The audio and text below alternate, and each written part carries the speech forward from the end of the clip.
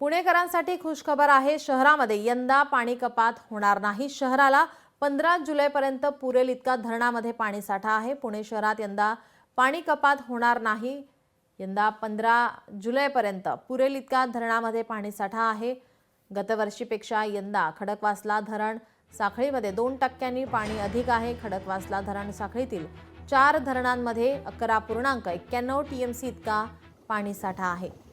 त्यामुळे आता पुणेकरांच्या पाणी कपात होणार नाही। पुण्यासाठी खडकवासला प्रकल्पामधील वरसगाव, पानशेत, खडकवासला आणि टेंघर या 4 धरणातून पाण्याचा पुरवठा होतो आणि या सर्व धरणांमध्ये आता सध्या 40.83% पाणी उपलब्ध असल्यामुळे येत्या उन्हाळ्यात पुणे शहराच्या पाणी पुरवठ्यात कपात केली जाणार नाही।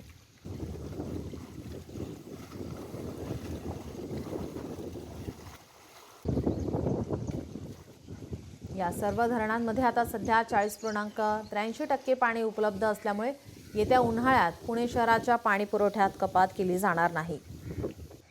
15 जुलैपर्यंत पुरेल इतका पाणीसाठा आता धरणांमध्ये आहे।